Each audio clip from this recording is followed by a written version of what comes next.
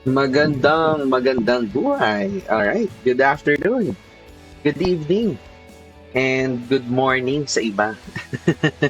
Welcome to our Sunday Fellowship. Yan. Every Sunday, 8 o'clock p.m., ginagawa natin to as our way of acknowledging the Lord na siya talaga ang source ng lahat. Na hindi swerte, hindi timing, hindi lang sipag, kundi si Lord lang talaga lahat. And kung nandito ka ngayon, baka nakita mo to sa feed mo, baka may nag-tag sa'yo, baka sinend lang sa'yo yung link, or baka you're watching this as a replay kasi lahat ng fellowship natin is recorded sa YouTube. So, mababalikan mo lahat. Kung may na-miss ka man, or yung balita ko, yung iba ginagawa itong devotion, di ba? Pang quiet time nila. And I really commend those people na talagang laging nagtatag dyan sa ating comment section. Laging sinishare itong fellowship natin, no? Na talagang blessing kayo because you are really sharing the gospel and you are really sharing the word of God na maaaring nangangailangan siya ngayon, di ba? Na sobrang perfect timing na napakinggan niya ito ngayon, di ba? Pero again, no, linawin lang natin, hindi ka napadaan lang because or hindi mo napanood lang ito because God invited you here. And no specific religion, just pure relationship with God. And tonight, grabe, it's the last Sunday of 2025. Sakto. Sobrang sakto ng topic natin. December 28 na. Ito yung season na marami nang gumagawa ng listahan. Di ba? Ano yung mga listahan na yon? Yung mga listahan na gusto mong baguhin para next year. No? New Year's resolution, ika nga. Na usually, hindi umaabot hanggang February. January lang. Alright, so tonight again, we're not talking about resolution. Nakita nyo naman sa title natin, we're talking about transformation. Wow, sobrang ganda, no? Kaya again, if you're watching this, maganda, panood mo din to sa kapamilya mo, kaibigan mo, di ba, na mahilig.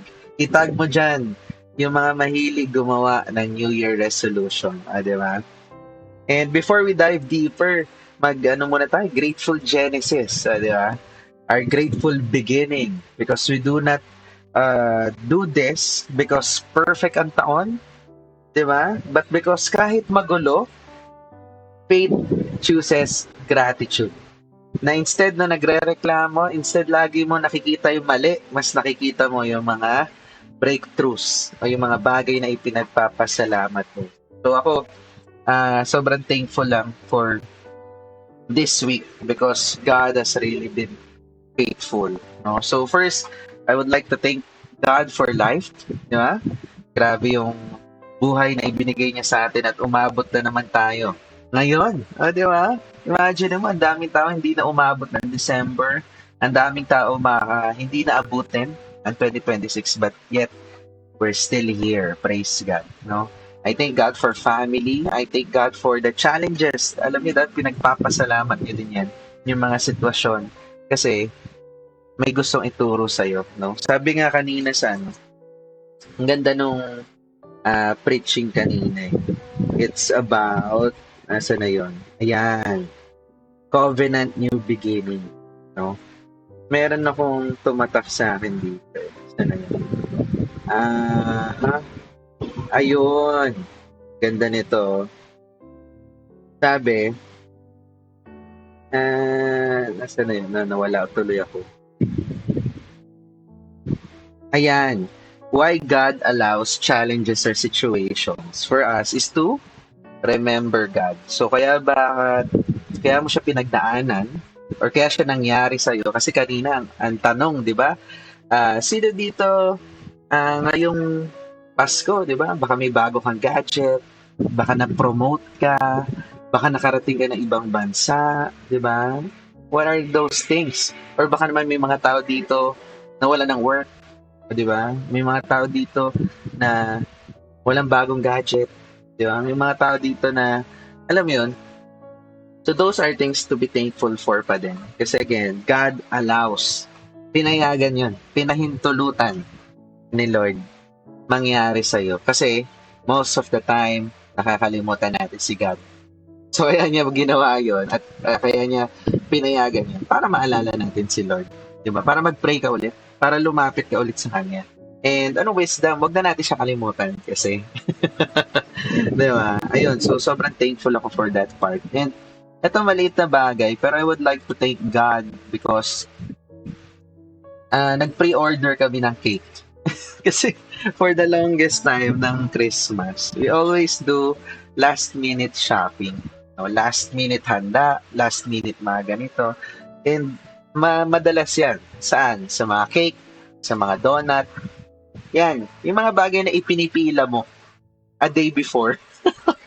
Yung 24, Christmas Eve. Di ba? Bisperas. Pero nakaka-bless lang kasi we did that in advance. Kumbaga ngayong taon lang namin na isipan gawin na gawin siya in advance. So for example, umorder kami ng cake sa Contis. So, sabi ko, bakit di tayo umorder na agad para hindi na tayo pumila ng a day before Christmas. No? So, nakaka-bless kasi binayaran na agad. Tapos nung 24, di ba, pick up namin 10 a.m. eh. Pagdating namin doon, ang daming upuan. Alam mo yung eksena sa mall, di ba? Yung sobrang daming upuan ngayon ng mga cake. Yan, yung mga karamihan and everything. Kasi waiting eh. Di ba? Sobrang daming nakapila. So, tanong ako doon sa nag-a-assist kasi ang dami eh. Ay, dito po ba yung pila ng mga magpipick up? Ay, hindi. Ito lang yung mga order. Diretso ka na po sa loob. Uy, grabe. Pagpasok ko doon sa loob, binigay ko na agad yung resibo. Inabot na agad sa akin yung order. Samantalang ang daming tao sa labas. And I was once like those people na nakapila sa labas. So, wala na. I'm so grateful lang sa part na yun. Oh, pwede pala eh. Pwede pala in advance. Diba? Pwede pala na gano'n na hindi ka na masyadong stressed out. Diba? Kasi again, the real reason of the season is about Jesus naman. No? Bonus na lang yung handa. Pero, syempre, we want to make the gathering uh, uh, nakakabusog. Diba? Para sa picturean and everything. Pero, nakaka-bless lang na hindi, ito yung Pasko hindi ako masyadong stress. Na nasa labas pa, namimili pa ng mga last minute. Diba? Pero, relax lang, pick up lang, tapos, nasa bahay na. So, ayun. And I'm thankful din kasi I get to witness a miracle. Mga highlights na lang isi-share ko kasi baka pag sinare ko lahat, di ako matapos. Ay, yung I witnessed a miracle yesterday. Thank you, Lord. Meron, pwede ka palang mag-birthday ng ganon. Nang nakaka-bless lang na pwede pala mangyari na instead na ikaw yung makareceive ng regalo sa birthday mo, ikaw yung magbibigay ng regalo. And this is not a tangible gift, ah. This is a gift na everlasting. Ang galing talaga. Kaya sobrang nabibless ako na na-witness ko yon yesterday. Thank God. No? So I thank God for the life of our mentor, si Geman. No? Birthday niya kahapon. Literal na blessed, 40, and favored. Ayan. Ayan, may nag-share dito sa atin. No? Again, guys, you can comment down there. No? We'd love to read that. Yung mga wins nyo, mga breakthroughs nyo, no? Lalo na this week. No? Kasi we'd love to rejoice with you, celebrate with you, and we'd love to pray for you as well. And sabi dito ni Melody, thank God for life. Thank God for food. Thank God for good health. Thank God for year of 2025. Thank God for unexpected happenings and experience. So, thank God for upcoming 2026. And sobrang dahil pa nagpapasalamat. Tama, no? Alam mo, madagdag ko lang na parang i-share sa amin ni JM din nung last gratitude party. No? We thank God for your lives.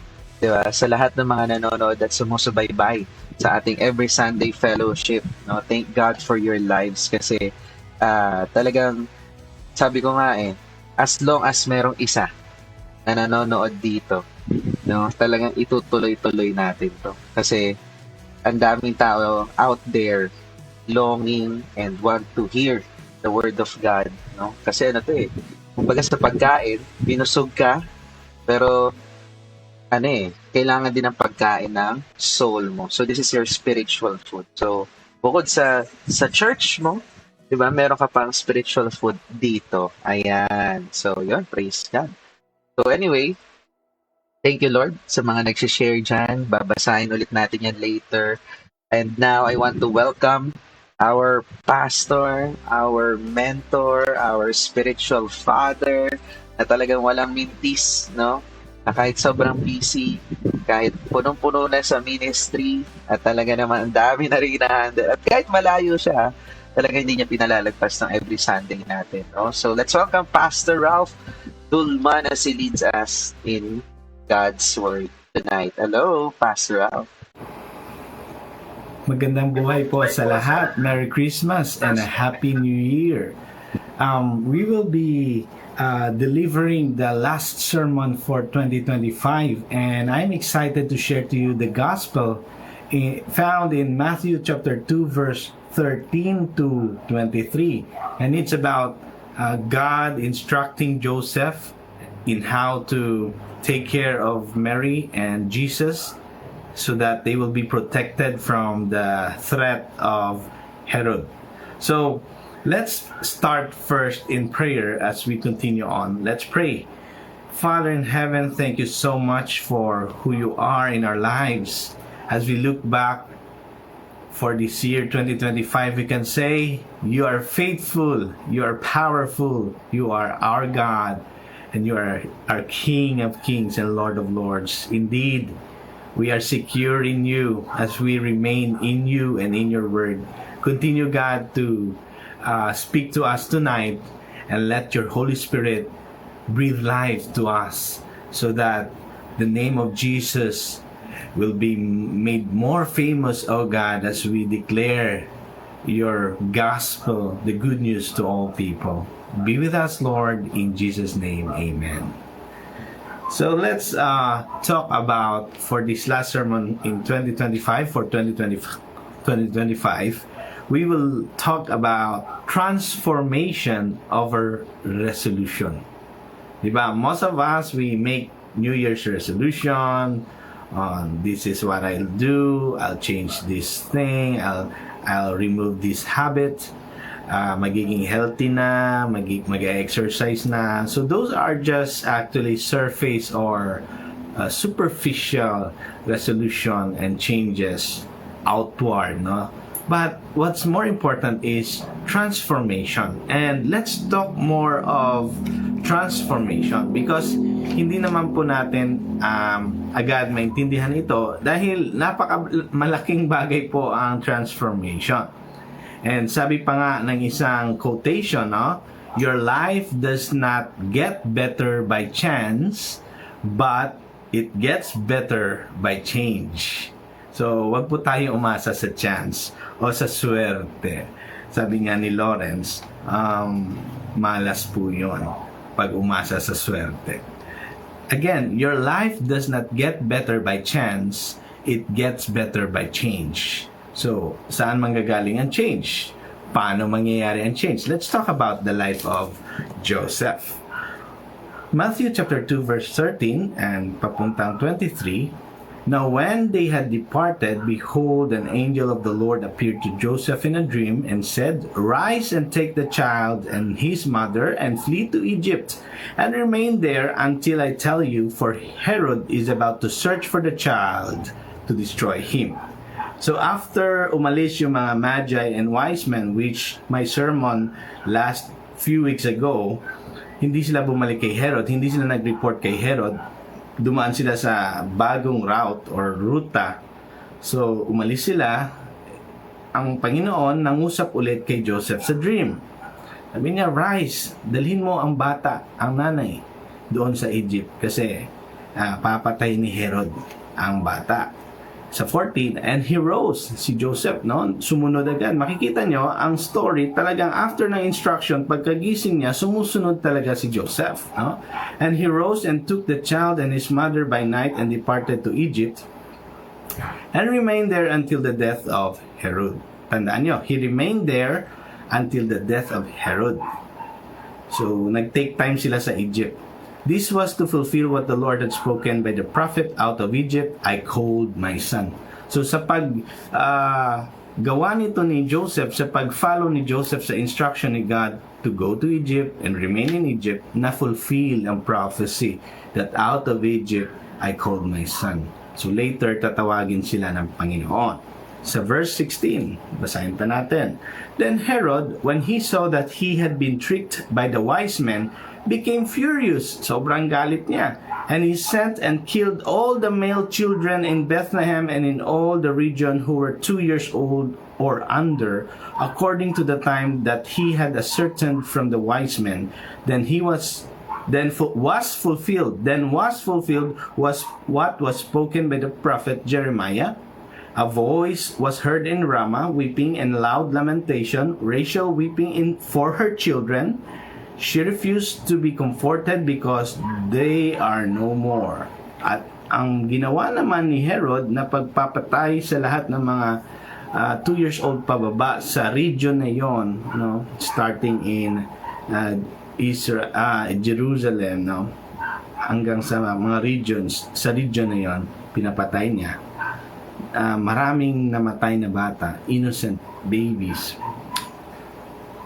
But still, in this dark tragedy, in this dark season where massacre of children happened, still we can see here and read from the gospel that the prophecy was fulfilled again, because it happened in the past, in the Old Testament, it happened again during this time when Jesus was born, and when Jesus was just a child or toddler, no?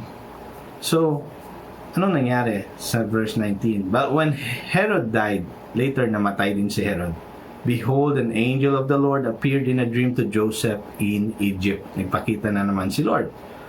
Nangusap through the dream nung nandun na sila sa Egypt, saying, Rise, take the child and his mother and go to the land of Israel, for those who sought the child's life are dead. Marami palang naghahanap, hindi lang si Herod. Those who sought.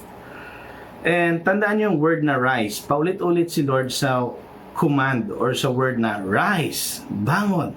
No? May meaning pa po yan na mas maganda. And we'll talk about later. We'll talk about it later, but we will read until the last portion of the story. And Joseph rose and took the child and his mother and went to the land of Israel. But when he heard that Archelaus was reigning over Judea in place of his father Herod, Joseph was afraid to go there. And being warned in a dream, nangusap na naman ang Panginoon through a dream, Joseph withdrew to the district of Galilee, and he went and lived in a city called Nazareth, so that what was spoken by the prophets might be fulfilled, that he would be called a Nazarene. Jesus will be called a Nazarene. Another prophecy fulfilled. Every time Joseph obeys God, there is a fulfillment of what was written about the Messiah. On the other hand, every time people disobey, like Herod, he massacred the little children. Still, the prophecy was fulfilled in that rebellion, in that grievous act, in that sinful act. So whether we obey or not obey, God's will happen. So, doon tayo sa God's will. Doon tayo sa side ni God. Huwag tayo doon. Because there's consequence and there's punishment for those who disobey. But to those who obey like Joseph, transformation, fruitfulness, guidance, protection from the Lord, growth in faith, yun yung mangyayari when we side with God, when we remain with God. Because God is the Lord of Lords and King of Kings, no? Doon tayo sa Panginoon. Piliin natin ang mag-worship like the wise men, mag-submit sa will of God like Mary, at mag-obey sa bawat instruction ni God like Joseph. So those are the sermons I delivered from for this month, right? So lahat-lahat ng yon makikitaan natin ng isang common denominator. Again, when we remain in God, we remain in His Word, in His will, in His presence, nandun ang totoong transformation. That's why the title of this sermon is Transformation over Resolution. Kasi minsan napakababaw lang ng goal natin for the next year. Agawin ko to, magda-diet na ako, magiging millionaire na ako or billionaire na ako. Napakababaw. No, I'm not saying na hindi importante ang pera. I'm just saying most of our desires, most of our goals are not really grounded on who God is and what God's will is. Si Joseph, lahat ng sinabi ni Lord, yun ang ginawa niya. Yun ang sinunod niya. So what we can learn from here? Nung sinabi ni Lord sa Matthew chapter 2 verse 13, ito na yung first truth. Rise, take the child and his mother and flee to Egypt and remain there until I tell you, for Herod is about to search for the child to destroy him. Rise. And the meaning of this is actually related to rising from death, spiritual death talaga, or rising from being asleep, tulog ka, bumangon ka. And also, figuratively, it can mean rising from death, rising from obscurity. Pag sinabing obscurity, not known to many, wala, but only known to few, like Joseph, Mary, the shepherds, the Magi, konti lang nakakaalam. Si Herod, hindi niya alam. Yung mga religious leaders, no? Grabe, na mga experts sa Bible pa, hindi rin nila alam na pinanganak na Messiah. Ito na ba yung sinasabi na the highway, or the road to heaven is very narrow, no? So, obscurity means konti lang nakakalam. And even sa Word of God, maraming tao pwedeng basa ng basa, quote ng Bible, lalo na yung hindi nagbabasa ng Bible, hindi nila alam ang kalooban ni Lord. That's why every year they write the resolution, plans, goals, and most of it, wala naman. No? So, rise, meaning rise from death, rise from obscurity or hindi clear, na hindi alam ang will ni Lord, hindi clear ang plano, hindi clear ang direction for life. Rise from inactivity. Ito na yon. Bakit kaya inactive? Bakit kaya hindi sumusunod sa Panginoon? Pwedeng hindi rin narinig ang instruction ni Lord, or pwedeng narinig, hindi inobey. So, rise from inactivity. Ano ba itong inactivity? Ito yung mga bagay na pwedeng busy ka physically, punong-puno ang schedule mo, pero most of what you're doing in your schedule are not heavenly significant. Hindi yun ang kalooban nila. Pwedeng gano'n, ha? Pwedeng ang dami mong ginagawa, pagod ka na sa buhay. And next year, ganun din yung ginawa mo kasi ang dami mong to-do list na hindi naman connected sa kingdom of God. Hindi siya refreshing, hindi siya worthwhile na gawin. Because pwedeng active ka, busy yung body mo, busy yung schedule mo, pero hindi yun ang kalooban ni Lord. So napapagod ka from within. That's why hindi mo na-experience yung sa Old Testament. They who wait upon the Lord will renew their strength. Yung nag-wait sa Panginoon like Joseph. They will soar with wings like eagles. They will run and not grow weary. They will walk and never faint. Hindi sila mapapagod as they walk forward, as they move forward to the new year, 2026. And this year, hindi rin sila napagod. Yes, nandun yung pressure, pero nandun yung refreshment because they wait upon the Lord. They soar with wings like eagle. They soar above the clouds, meaning they soar above the storms because of the strength that comes from the Lord. So rise, that's one word, rise. Kasi paulit-ulit si Lord dyan no? So rise.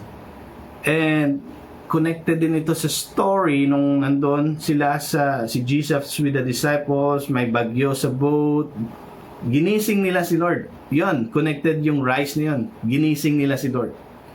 And nung gumising nga si Lord, rise pa rin yun sinabi niya, bakit parang takot na takot kayo. So sabi niya, be still, no? At naghumupa yung bagyo at yung tubig at yung hangin.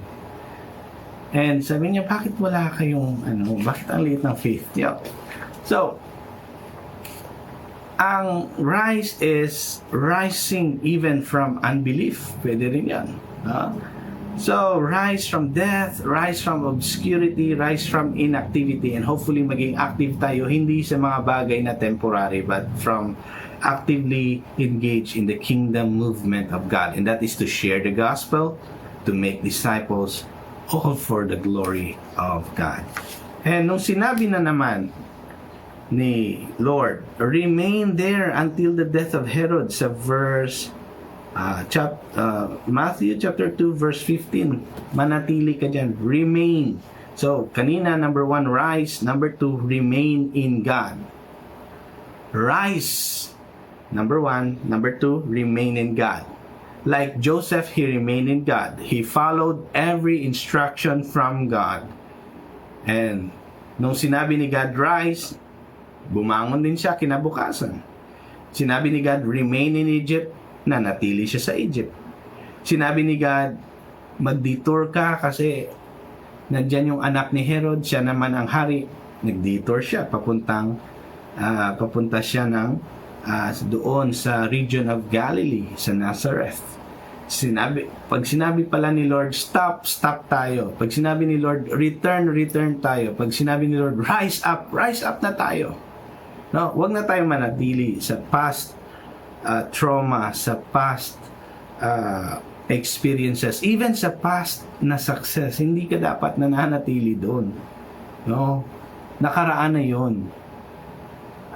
We should always look forward and wait upon God kung anong next. Huwag tayo manatili sa dati. Meron akong napapansin sa Facebook. Yung mga taong wala na masyadong milestones or bagong pangyayari sa buhay, anong ginagawa nila usually sa Facebook? They always post of their past travels. They always post of their past success, their past awards, their past report card, pwede rin yan. Their past happy times. Palaging puro nakaraan. Wala ka bang bago? Wala bang bago sa buhay mo or ginagawang bago si Lord? Diba? So, as we face 2026, this new year, let's rise with the Lord, with the strength of God. Let's rise above what is the norm. Ito yung ginagawa ng mundo. Dito tayo sa ginagawa ni Lord. And let's remain in God's will. And last, nung sinabi na doon ni Lord,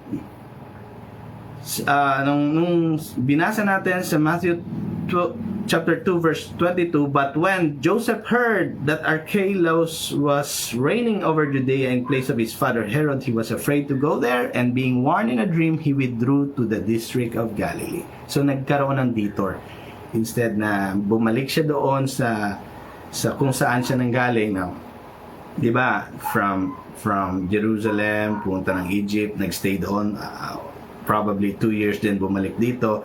Hopefully dito na sana siya, pero doon siya nanatili sa Nazareth, now in the region of Galilee. So nagkaroon ng detour. So what can we learn? Rise, remain in God, in His will, and lastly, follow God's redirection. Why? Maraming beses i-redirect ni Lord yung plano mo. Sumulat ka ng napakaraming New Year's resolution, pero gusto ni Lord iba yan. Crumple mo yan, hindi yan ang plano ko sa iyo, anak. So, let's follow God's redirection. Pero minsan gusto ko talaga to, Lord. Gusto ko siya, or gusto ko yan, Lord. Gusto ko tong gawin, gusto ko tong puntahan. You know what? If that's not God's will, crumple that New Year's resolution. Tapon mo sa basurahan. Okay? Because God's redirection is your protection. Sabi ng isang tao, hindi po akong original yan. God's redirection is your protection. So, i-follow mo pag inaano ka ni Lord. Because sabi pa ng isang quotation, transformation is not about adding things. Ang dami-dami mong nililista. Transformation is not about adding things on, but about letting go Kung sa Bible pa, being pruned by God, kinukuha yung mga hindi nagpapagrow sa iyo, kinukuha yung nagdi-distract sa iyo, yung mga activities, mga kung ano-anong mga nasa buhay mo hindi kailangan. It's about letting go and embracing your true self. In the Bible, your true self is found in Jesus. Your identity is found in Jesus Christ, the one who gave you worth, the one who washed you by His blood for you to become holy. Ang identity mo na sa Kanya, hindi sa past mistake, hindi sa past sins, hindi sa past trauma, hindi sa past na nangyari sa iyo. Your past is not your definition. Your definition and identity is found in Jesus Christ. For anyone who is in Christ is a new creation, sabi ng Bible. So again, transformation. Anong transformation? Let's talk about more of that.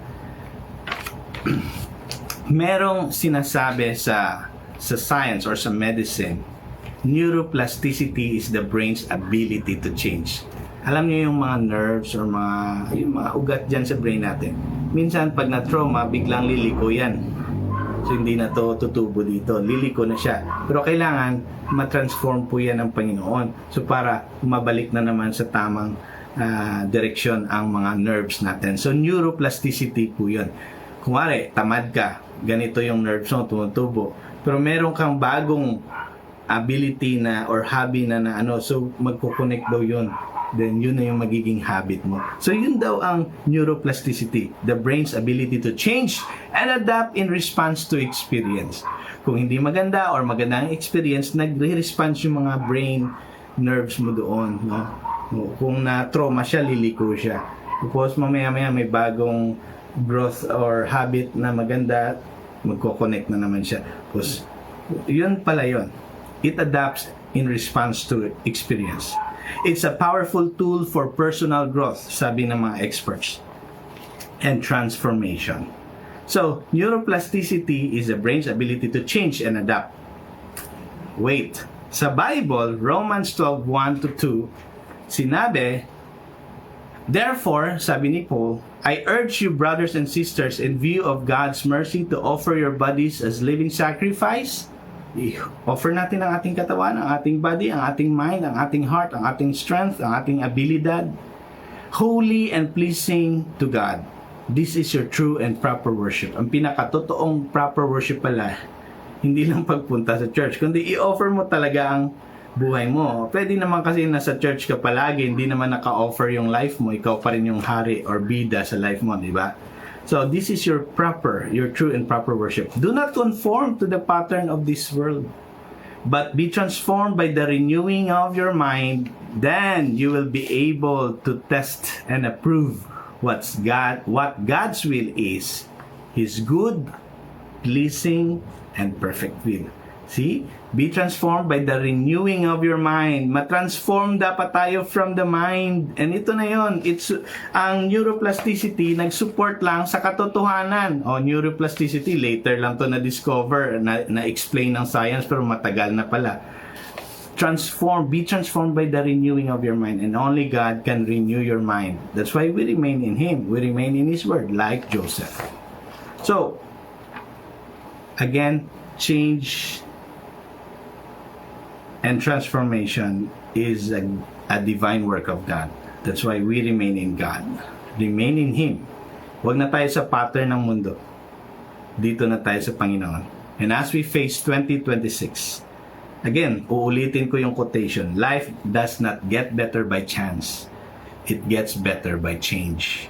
And only God can change us, can transform us. That's why we should remain in Him, in Jesus Christ, in His Word, in His will, in His presence, so that we will be more fruitful. Real fruitfulness comes from Jesus Christ by being connected to Jesus the vine, because we are just the branches. Again, transformation is very important. Yun yung unahin natin for this new year. Kung Jesus Christ ka na, transform ka na.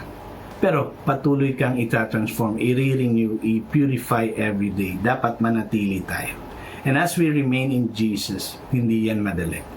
But by the grace of God, we will know and approve the will of God, which is pleasing sa Kanyang pangalan, perfect, and good. Yun yung will of God. It's always good, pleasing, hindi lang sa'yo, kundi sa Kanya din, and perfect will of God. Again, transformation over resolution.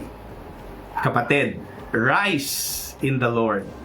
Remain in His will, in His presence, and follow His redirection, because God's redirection is your protection. God bless you. Merry Christmas and Happy New Year. God bless. Praise God! O, diba? Ang ganda ng share ni Pastor ngayon. Tiningnan natin yung buhay ni Joseph, no? Nung pagkapanganak ni Jesus, ano yung next na nangyari, diba? And nakita natin dito sa part na to na si Joseph, despite all odds, hindi siya gumawa ng vision board or prayer board. Hindi siya nag-post na 2025 goals. Di ba? O yung Thirsty Thursday. No? Ano lang ginawa niya? Sumunod lang siya. Napakalinaw. It's all about obedience. Sumunod lang siya. And number 1, ang ganda, no? Rise. Paulit-ulit yung command ni Lord. Rise. Take the child and his mother. Flee to Egypt. Rise. Galing, no? Hindi sinabihan si Joseph kung gaano ba katagal. Di ba? Nakita niyo yan sa story kanina. Basta lagi lang sinasabi ni Lord, rise. Punta na kayo dito kasi may gagawin si Herod. Rise. Hindi pa ligtas dyan. Balik kayo dito. Wala siyang sinasabing span. Oh, dito muna kayo for a certain amount of months or years. Wala. Sabi lang, punta kayo dito. Di ba? And hindi rin sinabi kung magiging madali. Basta punta ka lang dito. Di ba? Naalala ko tuloy yung tip ko to doon sa mga partners, lalo na pag nagsisimula pa lang, makinig. Kahit di mo naiintindihan, kahit di mo alam kung para saan. Di ba? Kasi yun yung nangyari kay Joseph, di ba? May sinabi, nakinig lang siya. Hindi na siya nagtanong, bakit Lord? Malayo ba yun?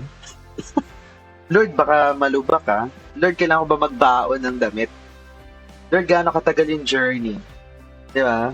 Lord, baka madaming dadaanan na malubak. Hindi eh. Talagang, hindi sinabi ni Lord kung gaano katagal. Hindi rin sinabi ni Lord kung magiging madali. Basta sabi lang ni Lord, rise. Punta ka dito. No? Kasi, it's just like what's happening right now. Alam mo, nabibless ako kasi this season, iba eh. Iba talaga. No? Talagang ang daming tao are getting wiser right now na talagang ginagamit na nila ng tama yung pera nila. No? A lot of people started their business. A lot of people started taking risks. Diba? A lot of people na alam nila eh, na wala talaga magbabago kung wala silang babaguhin. No? And ang dami nagdagdag, no? Well, in our business, ang dami nag-start, ang dami ginamit yung mga bonuses nila kasi madaming mga tao na stuck. Hindi naman dahil walang opportunity eh. 'Di ba? Kundi dahil ayaw nilang aksyonan, ayaw nilang kumilos hangga't walang kasiguraduhan. Kumbaga laging sigurista. 'Di ba? Dapat pag ginawa ko to ganito, ganyan, ganto, ganyan, ganon. Ang dami. 'Di ba? So, ask yourself, ano yung pinapagawa ni Lord sa'yo ngayon na alam mo na ito yung dapat mong gawin, pero hindi mo pa rin ginagawa?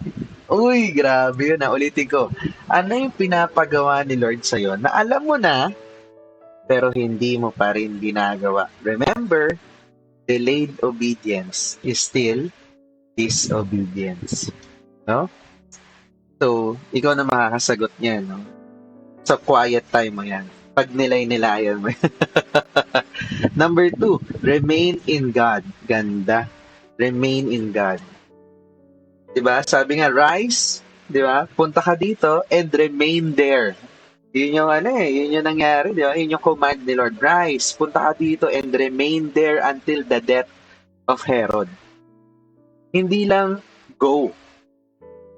Meron ding stay. Ganda na, no? Kasi hindi lahat ng obedience, hindi lahat ng pagsunod mo, exciting yan palagi. May panahon talaga, tatamarin ka. May panahon talaga, ayaw mong bumangon. May panahon talaga. Kasi tao tayo eh. Yeah, may panahon talaga yan na hindi ka at all times, uy, gusto ko. Hindi eh. May panahon na minsan boring, minsan tahimik, minsan feeling mo wala nangyayari, walang progress. But growth happens in consistency. Hindi lang sa, alam mo yun, hindi lang hype lagi. Di ba? Consistent. Di ba? Intensity versus consistency. Maaring, ay grabe, malala to. Pero, at the end, wala na. Di ba? Kaya ang daming tao nagsimula. Gigil. Excited. Pero ngayong December, wala na. Ang daming tao nagsimula. Maaring sports, maaring career, ang dami. Madaming bagay ka sinimulan pero hindi mo tinapos. Kasi nga, sa umpisa lang eh. Di ba? So, consistency. No? Breakthrough happens sa consistency. Dun sa ginagawa mo araw-araw, walang mintis. Faithful ka dun. No shortcuts. Diba? So, ask yourself, saan ka tinawag ni Lord magstay? Kahit gusto mo nang umalis. Diba? Magandang mga reflection to eh, because as we end the year, diba, ito yung mga tanong talaga na dapat tinatanong mo. Saan ka tinawag ni Lord magstay kahit gusto mo nang umalis? And number 3, follow God's redirection. Galing, no? Kanina, rise. Yung obedience, kailangan niya ng action. Number 2, remain in God. Because obedience, it requires waiting. Kailangan pala maghintay. Hindi pala pwedeng ka-atat ka. And number 3, follow God's redirection. Because obedience requires humility. Diba? Kasi si Joseph, gusto niya nang bumalik ng Judea. Sabi kanina, diba? Pero anong ginawa ni God? Ni-redirect siya. Hindi, punta ka sa Nazareth. Diba? Galing, no? Si Joseph, may plano siya, bumalik ng Judea. Pero si God, hindi. Sa Nazareth kayo pumunta. So, hindi lahat ng plano mo ay plano pala ni Lord. Ulitin ko, hindi lahat ng plano mo ay plano ni Lord. And okay lang yon. Okay lang yon. May mga redirection na akala mo lang, mukhang downgrade. Akala mo lang. Pero yun pala, protection. It's a protection and it's a preparation. So, handa ka bang iwan ang plano mo kapag iba ang direksyon ni Lord? Handa ka bang iwan ang plano mo kapag iba na ang direksyon ni Lord? Again, yung mga quotation kanina, no? Sabi nga ni Andrew Huberman, transformation is not about adding things on, but letting go. Diba? Kaya nga, doon sa shinare ni Pastor, no? Romans 12:1-2 reminds us, be transformed by the renewing of your mind. Hindi ka magbabago dahil January na. Magbabago ka kapag isinuko mo na yan lahat kay Lord. Malinaw ba yun? Hindi ka magbabago dahil January na. Dahil bagong taon na, magbabago ka kapag nag-surrender ka na. Kasi minsan ipinipilit mo, hindi, ito yung plano ko, Lord eh. Kapag nag-surrender ka na. Kapag nasagot mo na, nahanap mo na yung sagot sa mga tanong ko kanina. Grabe, no? So, let me slow this down, no? Maybe this year, 2025, tinry mo naman. You tried. Kaso, di nag-work. Maybe you tried a new opportunity. Maybe you tried a new job. Maybe sumubok ka mag-business. Maybe may sinubukan kang sport. Maybe may pinurso kang tao. Maybe you tried making a son or a daughter. Maybe you tried to get married. Ang daming bagay na tinry mo and maybe you failed. Hindi nag-work. Maybe you promised God, Lord, ibigay mo lang to. I promise. Di ba? Lagi kami ganun eh. Mga condition mo, no? Mga condition natin kay Lord. Lord, gawin mo lang to. Pangako ko sa'yo. Then you broke it. Pero, hear this. Si Jesus, hindi siya pumunta dito para bigyan tayo ng resolutions. Bumaba siya dito. Nagkatawan tao siya para bigyan tayo ng bagong buhay. And if tonight, ramdam mo ngayon, you feel it in your heart, na parang may CCTV si Pastor Ralph at si Sir Lawrence. Parang nakikita niya yung buhay ko Hindi. Si Lord yun. Na parang, uy, ako yun aray ko, iwas. If naramdaman mo yun, that's not pressure. And that's not to condemn you. Because that's an invitation. That's an invitation that God sees you. God's not done with you. Hindi pa tapos si Lord sa'yo. And God wants to reach out to you, to have a relationship with you. And if you're that person, can you close your eyes and bow your head?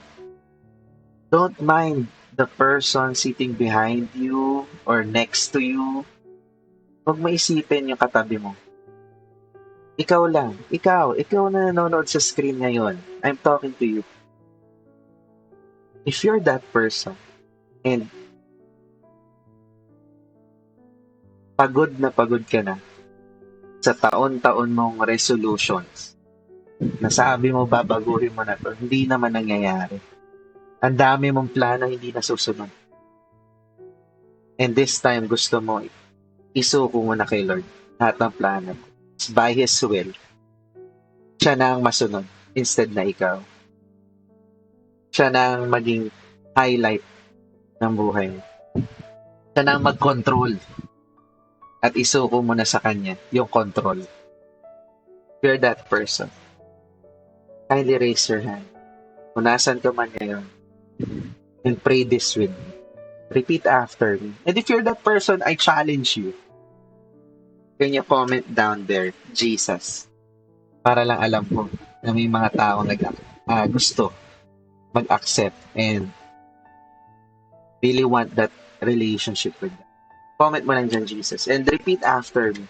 Again, close your eyes and bow your head. Lord Jesus, inaamin ko na kailangan kita. Pinagsisisihan ko ang aking mga kasalanan.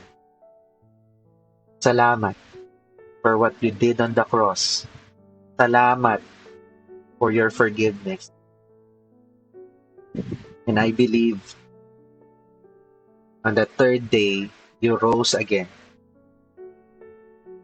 And I want to accept you bilang Panginoon at tagapagligtas ng buhay ko. From today, I will choose to follow you. Amen and amen. And if you prayed that prayer tonight, congratulations. Praise God. Again, if you're one of those persons, mag-comment ka dyan, Jesus, you don't have to walk alone. Pwede mo kami i-PM. PM mo lang kami para mag-guide ka namin sa next steps mo, sa journey mo, and sa walk mo para mas makilala mo pa si Christ. Alright? So again, let's wrap this up before I pray a blessing for you guys. Transformation. Hindi yan nagsisimula dahil sa date, dahil New Year, dahil January na naman. No, it starts with surrender. Hindi kailangan bagong taon, kailangan mo lang bagong puso. So rise when God says rise. Remain when God says stay. And redirect when God changes the path. Let's all pray. Lord, maraming salamat po sa mga taong nanonood dito, Lord, sa mga taong laging sumusubaybay dito, Lord, at sa mga taong laging nakikinig dito, Lord, to be fed with your spiritual milk, Lord. And thank you, Lord, for this year. You have been faithful for the 12 months, Lord, for the 364 days and 365 for the whole year of 2025, Lord. Lord, sa lahat ng lessons, sa lahat ng luha, Lord, sa lahat ng grace, Lord. Lord, we surrender our plans, our timelines, Lord, our expectations to you, Lord. Hindi na kami masusunod. Hindi na yung gusto namin baguhin. Hindi na yung mga plano at mga resolutions namin, Lord. But it's your will, by your will, Lord. Transform us, Lord. Renew our minds. Align our hearts to yours. And thank you, God, for being so faithful sa lahat ng mga taong na-reach out din at patuloy na nanonood at patuloy na lumalalim para sa iyo, Panginoon, Lord. Di kami umaasa, Lord, sa chance. Di kami umaasa sa swerte, Lord. Di kami umaasa sa mga kung ano-ano mga tradisyon at ginagawa namin, Lord, para lang manipulahin at baguhin namin ang kapalaran namin, Lord. Because again, we will surrender by all humility, Lord. We will surrender to you because I rebuke, Lord. I rebuke all the works of the enemy. Walang tangkang kaaway na pwede mangyari at gawin sa amin, Lord. I pray for hope. I pray for breakthrough because wala kami ibang aasahan. Hindi ang sarili namin, hindi ang ibang tao, hindi kung ano-ano, kundi ikaw lang. You alone, Lord. And Lord, I declare same blessings I've been declaring with them, Lord. In your book of Numbers, Lord, may the Lord bless you and keep you. May the Lord turn his face towards you, be gracious to you. May the Lord lift up his countenance to all of you and give you peace, understanding, breakthrough, wisdom, abundance, never in lack, but plenty, especially in your relationship with God, and all the peace that surpasses all understanding. In the mighty name of Jesus. Amen, amen, and amen. God bless you. Merry Christmas and a Happy New Year. See you next year, next Sunday. God bless.